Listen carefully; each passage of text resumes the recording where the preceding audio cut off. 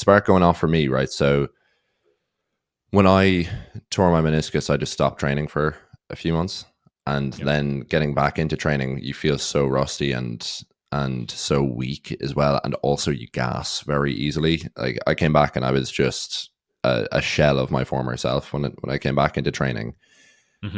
Right. So we have different kinds of injuries, right? So let's say someone could have something small. A meniscus tear is probably larger. Someone maybe has a torn rotator cuff, for argument's sake, in their shoulder, or let's say a really bad one if they were to have a full tear of their ACL, for argument's sake.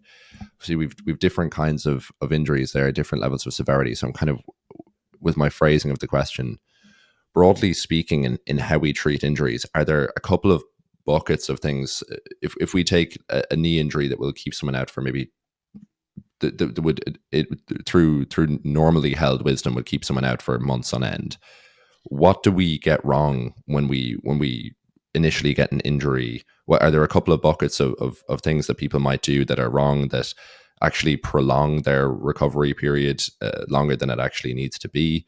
What should we be focusing on if someone has an injury? Are there different principles that they should follow to sort of expedite the process to recover and get back to training as quick as possible?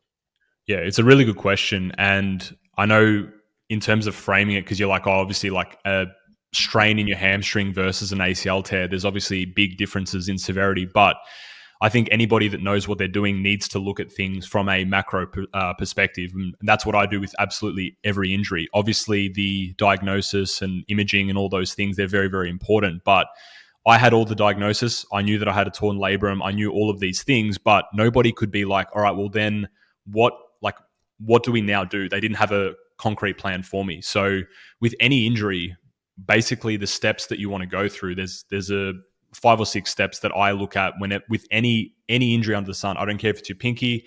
I don't care if it's a full ACL rupture.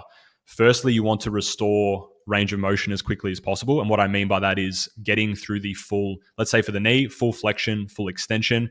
Obviously, if it's post ACL surgery or things like that, you need to be following certain surgeons' orders. But that's number one, is getting that movement restoration back as fast as possible. Once you do that, it's then applying resistance. So if we use like a rough model, you start with like 1 set of 20, then you go to 2 sets of 14, 2 sets of 8, 2 sets of 4 to 6, and you scale that down. So we've got restoring range of motion. Then we add work capacity like strength endurance. So 1 set of 20, the reason why I like using that at the very, very start is you're working endurance and strength in the same rep. So this is considering like if you're doing 1 set of 20 where at the 20th rep, you're close to form failure. First 15 reps, you're working endurance. Last 5 repetitions, you're actually working strength because the intensity is higher. So you're killing 2 birds with 1 stone there. So that's an example of like building capacity. And then there's maximal strength. So you're working at lower rep ranges, anywhere from 1 repetition to 6. You're probably not going to work at 1 or 2 reps if it is a newer injury. So there's a maximal strength component. Then what you want to do is add speed and velocity to the movement as well. Because if you look at it, the speed, let's talk about the hamstring. Let's say you're doing squats or you're doing like hamstring curls on a hamstring curl machine. The difference between that and sprinting in terms of the velocity of force that you're actually producing is miles apart. So you need to have a graded exposure to that velocity. And if you go from, all right, I'm going to do hamstring curls and then I'm just going to go and sprint as hard as I possibly can, not the smartest decision. So it's restoring range, adding endurance capacity to the muscle and joint, then adding strength capacity, then adding velocity.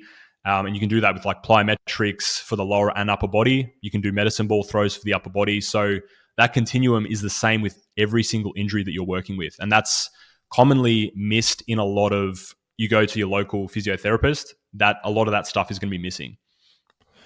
Very, very interesting and an incredible framework to follow. It almost seems a theme within that is training around the injury as best as you possibly can, not letting that part of the body almost atrophy in a sense. Yep. So yeah, that almost seems to be a theme. One of my lights is after dying back here, so looking like Darth Vader's den. Darth Vader's den at best, or a bloody brothel in Amsterdam at worst. But yeah.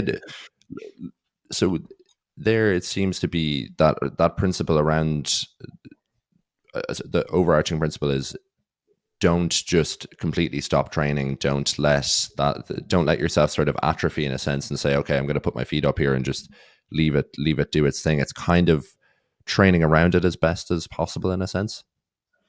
Yeah, absolutely. And that's probably the biggest thing that differentiates what I do versus traditional rehab. So every guy that I work with, they're doing full body protocols. Like I said, I don't care if they've injured a big toe, upper body training, like a lot of the stuff, as an example, for let's say you've got a knee injury, there are so many lifts that you can do for the upper body to still maintain work capacity. You can do, you can use a ski erg, you can cycle with your arms. So a lot of people think, oh, well, all right, in your case, we've torn a meniscus here. So I'm just going to sit on my ass on the couch and do absolutely nothing. There's so many things you can do. You can still maintain conditioning. You can still maintain strength in the opposite leg. Like, what's stopping you from doing single-legged exercises on that non-injured side? So, and if you think about it, and there's also a phenomena called cross-education where if you train one side, the opposite side actually maintains strength a lot more effectively. So if you're not doing that, then you're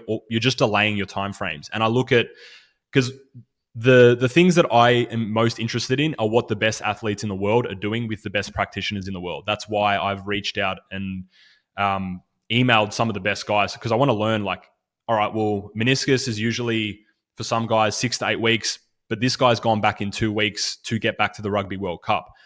That may not be necessarily the best thing for their health, but I'm still very, very interested in that process of how they got back so quickly. And that comes down to doing as much as you possibly can, maintaining as many qualities of strength, hypertrophy, endurance, conditioning, aerobic, anaerobic conditioning. How can we maintain that as much as possible without you stagnating and losing and atrophying from that? That's how you get back faster. And that can cut timelines from months and months to weeks, to basically weeks. So that's like the biggest. And the thing is, like, not everyone's willing to put that amount of work in. So even when I work with guys, that's why I run an interview beforehand. I'm like, how are you willing to put the time in to actually go through the process at a accelerated rate? If not, you're probably better off going to see the run-of-the-mill physios that are in your area, because that's just a better solution for you specifically. Yeah, man. Do you know, I can even feel that